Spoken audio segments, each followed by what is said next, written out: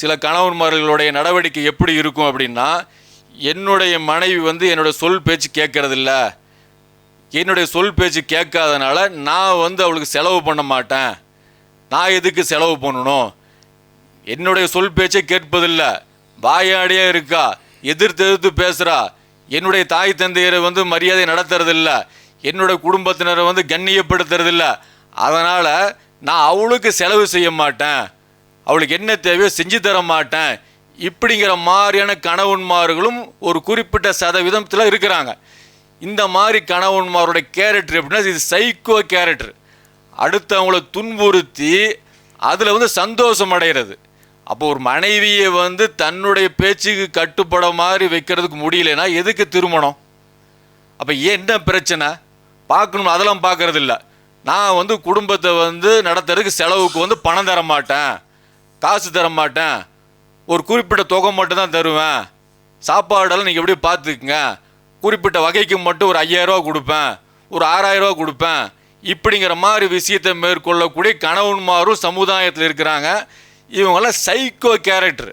இவங்க நல்ல கேரக்டர் கிடையாது. அல்லாவுக்கும் கட்டுப்படுவது கிடையாது, அல்லாவுடைய ரசூலுக்கும் கட்டுப்படுவது கிடையாது, ஒரு சாதாரண அறிவும் கிடையாது, ஒரு மனிதனாக வாழ்வதற்கு கூட தகுதி இல்லாத நபர்கள். அப்போ இந்த மாதிரி நபர்களுக்கு திருமணம் எதற்கு? திருமணமே தேவையில்லையே. இப்போ இதை குறித்து நபி ஸல்லல்லாஹு அலைஹி வஸல்லம் சொல்கிறாங்க, குடும்பத்துக்கு செலவு செய்வதை குறித்து நபி ஸல்லல்லாஹு அலைஹி வஸல்லம் எப்படி வழிகாட்டியிருக்கிறாங்க. முஸ்லீமில் 1817 அல்லாஹ்வின் தூதர் ஸல்லல்லாஹு அலைஹி வஸல்லம் அவங்க சொல்கிறாங்க, ஒரு மனிதர் தம் குடும்பத்தாருக்காக செலவிடுகின்ற ஒரு பொற்காசு, ஒரு தீனார், அதே மாதிரி அல்லாஹ்வுடைய பாதையில் தம் வாகனத்தைக்காக செலவிடுகின்ற ஒரு பொற்காசு, அல்லாஹ்வுடைய பாதையில் தம் நண்பர்களுக்காக செலவிடுகின்ற ஒரு பொற்காசுமே அவர் செலவிடுகின்ற பொற்காசுகளில் சிறந்தது. அந்த குடும்பத்துக்கு செலவு செய்கிறது, அல்லாஹ்வுடைய பாதையில் செலவு செய்கிறதெல்லாம் சிறந்ததுங்கிறாங்க. இதோட அறிவிப்பாளர் அபு ஹிலாஃபா அப்படிங்கிற சொல்கிறாரு, அல்லாஹ்வுடைய தூதர் ஸல்லல்லாஹு அலைஹி வஸல்லம் என்ன சொன்னாங்க அப்படின்னா, குடும்பத்தாருக்கு செலவிடுவதையே ஆரம்பமாக சொன்னாங்க.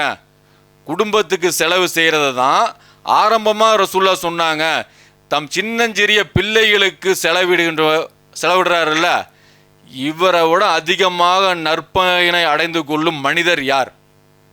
இவர் தான். சின்ன சின்ன குழந்தைங்க இருப்பாங்க, குழந்தைங்களுக்கு தேவை இருக்கும், வளர்ந்துருப்பாங்க, அவங்களுக்கு தேவை இருக்கும், உணவு தேவையில் இப்படி சாப்பிடணும் ஆசைப்படுவாங்க, காசு இருக்கும் நம்மள்கிட்ட, நம்மளுடைய கஞ்சத்தனமோ அல்லது பிடிவாதமோ வைராக்கியமோ இதையே வச்சுக்கிட்டு மனைவியை பழி வாங்குறேன் அப்படிங்கிற பேரில் குழந்தைகளை பழி வாங்கிறது. அப்போ இந்த மாதிரி நடவடிக்கை பாருங்கள், நபி ஸல்லல்லாஹு அலைஹி வஸல்லம் காலத்தில் எப்படி சொல்கிறாங்க. நீங்கள் செலவு பண்ணுற பொற்காசில் சிறந்து ஃபஸ்ட்டு நபி ஸல்லல்லாஹு அலைஹி வஸல்லம் குடும்பத்துக்கு தான் சொல்கிறாங்க. குடும்பம்னா இந்த இடத்துல கணவன் மனைவி குழந்தைங்க இவங்க தான் குடும்பங்கிறது. அப்போ இவங்கள செலவு பண்ணுறது குறித்து நபி ஸல்லல்லாஹு சுட்டி காட்டுறாங்க. அதே மாதிரி பார்த்தீங்கன்னா, அதே முஸ்லீம்னா 1818 எப்படி வருதுன்னா, அல்லாஹ்வின் தூதர் ஸல்லல்லாஹு அலைஹி வஸல்லம் சொன்னாங்க, அல்லாஹ்வின் பாதையில் செலவிட்ட ஒரு பொற்காசு, நீங்கள் ஒரு அடிமையின் விடுதலைக்காக செலவிட்ட ஒரு பொற்காசு, நீங்கள் ஒரு ஏழைக்கு தர்மம் செய்த ஒரு பொற்காசு, நீங்கள் உங்கள் குடும்பத்தாருக்கு செலவிட்ட ஒரு பொற்காசு, இவற்றில் நீங்கள் உங்கள் குடும்பத்தாருக்கு செலவிட்ட ஒரு பொற்காசு அதிக நற்பலனை உடையதாகும். இது அபூ ஹுரைரா அறிவிக்கிறாங்க. இத்தனை வகையில் செலவு பண்ணுறோம், அல்லாஹ்வுடைய பாதையில் செலவு பண்ணுறோம், அடிமைகளை விடுதலை செலவு பண்ணுறோம். செலவு பண்ணாலும் இதில் ஃபஸ்ட்டு கிரேட் எது அப்படின்னா, நம்ம குடும்பத்தாருக்கு செலவு பண்ணுறோம்ல, இதுதான் ஃபஸ்ட்டு கிரேடுன்னு சொல்லி நபி ஸல்லல்லாஹு அலைஹி வஸல்லம் சுட்டி காட்டுறாங்க. அப்போ இந்த மாதிரி செய்திகள் எல்லாம் மறுத்துட்டு தான் இதை நானும் ஒரு முஸ்லீமு, நானும் கல்யாணம் பண்ணியிருக்கிறேன் இப்படிங்கிற மாதிரி குடும்பத்தை சீரழிக்கிறது. அப்போ இந்த மாதிரி விஷயங்களை நபி ஸல்லல்லாஹு அலைஹி வஸல்லம் அவங்க நிறைய இடங்களில் சொல்கிறாங்க, குடும்பத்துக்கு செலவு பண்ணுங்க, குடும்பத்துக்கு செலவு பண்ணுங்க அப்படிங்கிறாங்க. இதுவும் பார்த்தா முஸ்லீம் 1827 நபி ஸல்லல்லாஹு அலைஹி வஸல்லம் சொன்னாங்க, ஒரு முஸ்லீம் இறைவனிடம் நன்மையை எதிர்பார்த்தவராக தம் குடும்பத்தாருக்கு செலவு செய்தால் அதுவும் அவர் செய்த தர்மம்.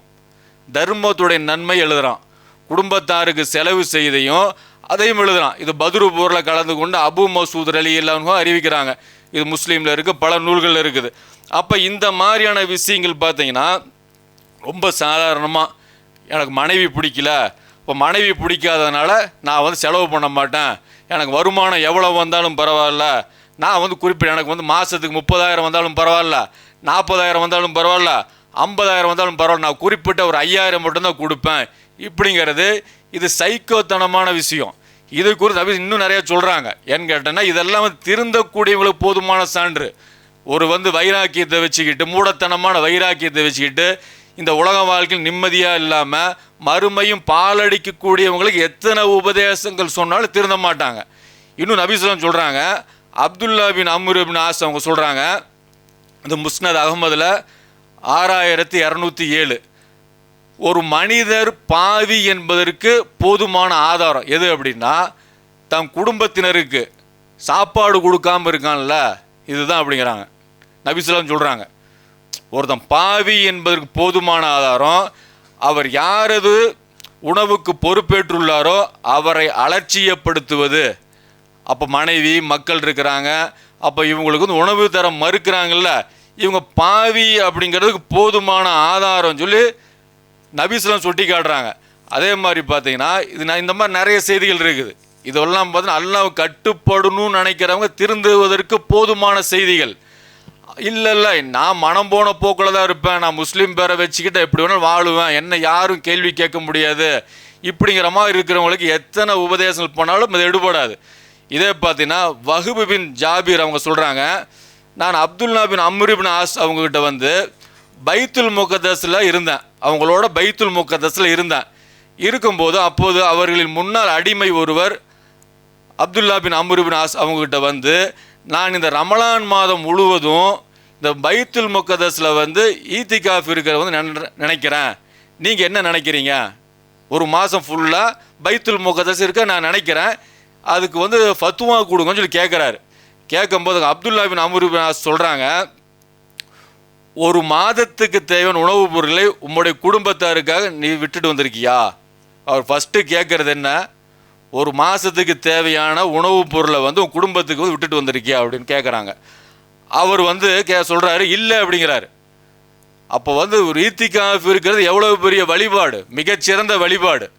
அந்த வழிபாடை செய்கிறேன்னு சொல்லி அப்துல்லா பின் அம்ர் பின் ஆஸுடைய முன்னாள் அடிமை ஒருத்தர் கேட்கும்போது அப்துல்லா பின் அம்ர் பின் ஆஸ் என்ன கேட்குறாரு, உணவு தேவையை பூர்த்தி செஞ்சுட்டு வந்திருக்கிறீங்க, குடும்பத்தாருக்கு தேவையான உணவு விட்டுட்டு வந்திருக்கீங்கன்னு கேட்கும்போது இல்லை அப்படிங்கிறாரு.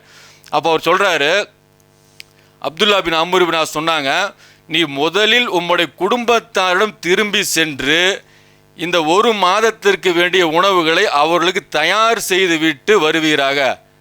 அங்கே ஒரு மாதத்துக்கு தேவையான உணவுகளை தயார் செஞ்சு கொடுத்துட்டு அதுக்கப்புறம் வாங்க அப்படிங்கிறாங்க.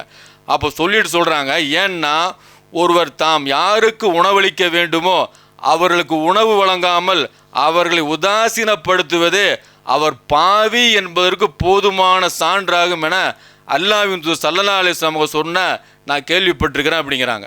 அப்போ ஹதீஸை மேற்கோள் காட்டுறாங்க. அப்போ இந்த ஹதீஸை மேற்கோள் காட்டும் போது அவர் என்ன பண்ணுறாரு, அவர் திரும்பி போய் குடும்பத்துக்கு தேவையான உணவுகளை விட்டுட்டு தான் வராரு. இதுதான் நல்லோர்களுடைய நடைமுறை. அப்போ இந்த மாதிரி நடைமுறை இந்த பிரச்சனை ஏற்படுதில்லை. ஒருத்தன் கனவு ஒரு வியாபாரம் பண்ணுறாங்க, வியாபாரம் பண்ணக்கூடியவங்களுடைய வருமானம் எப்படி இருக்கும், ஒரு நாளைக்கு 500 இருக்கலாம், ஒரு நாளைக்கு 1000 இருக்கலாம், ஒரு நாளைக்கு 2000 ஒரு லாபம் வரும். இப்படி இருக்கும்போது சராசரியாக போட்டால் மாதத்துக்கு 35,000 40,000 50,000 வந்துடும். இப்படி இருக்கும்போது ஒருத்தர் தம் மனைவிக்கு இவ்வளோ தான் கொடுப்பேன், என் குடும்பத்துக்கு இவ்வளோ தான் செலவு பண்ண லிமிட் போடுறது இது மார்க்க ரீதியாக ஹராம். நபி ஸல்லல்லாஹு அலைஹி வஸல்லம் அவங்களுடைய காலத்துக்கு அப்புறம் பின்னாடி ஒரு சில அறிஞர்கள் என்ன சொல்கிறாங்க அப்படின்னா, தன் குடும்பத்துக்கு செலவு செய்யாமல் மற்ற வகைக்கு அவர் செலவு செஞ்சார், அந்த செலவெல்லாம் ஹராம் அப்படிங்கிறாங்க. ஏன்னு கேட்டிங்கன்னா, இப்போ உதாரணத்துக்கு ஒரு பிரச்சனை ஏற்படுது. இப்போ நானே இப்போ சம்பாதிக்கும் போது மாதத்துக்கு 25 30 40 இப்படி வரும்னு வச்சுக்குவோம். வைக்கும்போது குடும்பத்துக்கு குறிப்பிட்டு இவ்வளோ தான் தருவேன், 5000 தான் தருவேன், ஒரு 7000 தான் தருவேன், இப்படி லிமிட் பண்ணிவிட்டு எனக்கு ஒரு தம்பி இருக்கிறான், எனக்கு ஒரு தங்கச்சி இருக்கிறாங்க. நான் தம்பி குடும்பத்துக்கும் தம்பிக்கு செலவு பண்ணுறது எந்த வகையில் நியாயம்? தம்பி அதே மாதிரி தங்கச்சி குடும்பத்துக்கும் செலவு பண்ண எந்த வகையில் நியாயம்? இது இங்கே என் மனைவி வகையில் பிரச்சனை வருது. இந்த மாதிரி என் கணவன் இந்த வகையில் சம்பாத்தியம் வருது, வந்தாலும் கொடுப்பதில்லை, உணவு தேவைக்கு பூர்த்தி செய்கிறதில்ல, உணவு தேவையை பூர்த்தி செய்வதில்லை, அடிப்படையான தேவையை கூட பூர்த்தி செய்வதில்லைன்னு சொல்லி கம்ப்ளைண்ட் வரும்போது என்னுடைய தம்பி நல்லவனாக இருந்தா, என்னோட தங்கச்சி நல்லவளாக இருந்தால் என்ன பண்ணணும்? ஏன்னா உங்கள் குடும்பத்தை நீங்கள் முதல்ல பாருங்கள். மார்க்கம் இப்படி தானே சொல்லுது, அல்லாஹ்வுடைய ரசூல் இப்படி தானே கட்டளையிட்டு இருக்கிறாங்க. இப்படி தான் நல்ல தம்பியாக இருந்து இப்படி தான் சொல்லுவாங்க, நல்ல தங்கச்சியாக இருந்து இப்படி தான் சொல்லுவாங்க. பொறுக்கி சாப்பிட்றவங்களா இருந்தாங்கன்னு சொல்லி சொன்னால் எவ்வளோ வந்தாலும் வாங்கிக்குவாங்க. அண்ணன் வந்து குடும்பத்தை வந்து காய போட்டுட்டு, குடும்பத்தை வந்து பட்டினி போட்டுட்டு, நமக்கு இந்த பக்கம் மாதமான ஒரு 5000 கொடுக்குறாரு, ஒரு 10,000 கொடுக்குறாரு, காலேஜ் ஃபீஸ் கட்டுறாரு, ஸ்கூல் ஃபீஸ் கட்டுறாரு, தேவையான விஷயத்தை செஞ்சு கொடுக்குறாரு, கல்யாணம் ஆச்சுன்னா பணம் கொடுக்குறாரு. இப்படிங்கிற மாதிரி சுயநலத்தின் அடிப்படையில் செயல்படுறதுனால தான் இந்த பிரச்சனை தீர்றதில்லை. இந்த சைக்கோ கணவன்களாம் மாறுறதில்லை. என்ன காரணம்? ஒன்று, அல்லாஹ்வுக்கு கட்டுப்பட்டால் எல்லா பிரச்சனையும் தீர்ந்துடும், அல்லாஹ்வுடைய ரசூலுக்கு கட்டுப்பட்டால் எல்லா பிரச்சனையும் தீர்ந்துடும். இல்லைன்னா குடும்பத்தினர், ஏற்கனவே சொன்னோமில்லை, அந்த குடும்பத்தினருக்கு தெரியுமா தெரியாதா? தெரியும், கண்டிப்பாக தெரியும். தெரியும் போது நமக்கு செலவு பண்ணுறாங்க, வாங்கிக்கிட்டு பொய் சொல்கிறோங்க, நமக்கு தெரியுமா தெரியாது? நான் என் தம்பிக்கு கொடுக்குறேன், என் தங்கச்சிக்கு கொடுக்குறேன் அப்படிங்கும்போது வாங்கக்கூடியவங்களுக்கு தெரியுமா தெரியாதா? கொடுக்கக்கூடிய எனக்கு தெரியுமா தெரியாதா? தெரியும். தெரிஞ்சுக்கிட்டு பொய் பேசுறது, நான்லாம் என் தம்பி குடும்பத்துக்கு கொடுக்கல, நான்லாம் என் தங்கச்சி குடும்பத்துக்கு கொடுக்கல, இப்படியும் பொய் பேசும்போது இந்த குடும்பம் வந்து இணக்கமாக இருக்குமானா கண்டிப்பாக இணக்கமாக இருக்காது. சண்டை சச்சரவோடு தான் இருக்கும். ஏன்னா வருமானம் வரலைன்னா அது வேறு விஷயம்.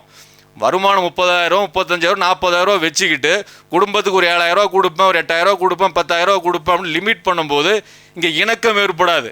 இந்த மாதிரி சைக்கோ கணவன்மார்கள் பிற்காலத்தில் ஒரு உடல்நிலை பாதிப்படைஞ்சு நடக்க முடியாத ஒரு சூழலோ, ஏதோ ஒரு மிகப்பெரிய ஒரு விபத்து ஏற்பட்டோ, ஏதோ ஒன்று ஏற்படுது வச்சுக்குவோம். இந்த தம்பி வந்து பார்க்க போகிறானா, தங்கச்சி வந்து பார்க்க போகிறாங்களா? கண்டிப்பாக பார்க்க மாட்டாங்க. மனைவி தான் பார்ப்பாங்க, பிள்ளைகள் தான் பார்ப்பாங்க. இதுதான் சூழல், இதுதான் நடைமுறை, இதுதான் உண்மை, இதுதான். இதெல்லாம் உணர்றதில்லை. அப்போ இதெல்லாம் இந்த பிரச்சனை வந்து வளருவதற்கு காரணமே கணவனுடைய குடும்பத்தினர்களுடைய உதாசீனம், கணவனுடைய குடும்பத்தினுடைய சுயநலம். இந்த சுயநலமெல்லாம் இருக்கும்போது தான் கண்டுக்காமல் போகிறது.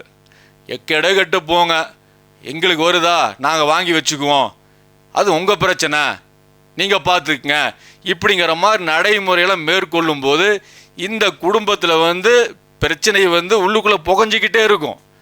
அப்போ இந்த மாதிரியான சைக்கோ கணவன்மார்கள் வந்து அல்லாஹ் சொல்கிறத கேட்டுட்டாங்க அப்படின்னா குரானை கையில் எடுத்துருவாங்க, அல்லாஹ்வுடைய ரசூல் சொல்கிறத கேட்டுட்டாங்கன்னா ஹதீஸ்களை கையில் எடுத்துருவாங்க. இல்லை இல்லை, இவ்வளோ நாள் தப்பு பண்ணிட்டேன், நான் திருந்திக்கிறேன் அப்படின்னு சொல்லி அல்லாஹ்வின் பக்கமும் அல்லாஹ்வுடைய தூதரின் பக்கமும் வாழ்க்கையை திருப்பிக்குவாங்க.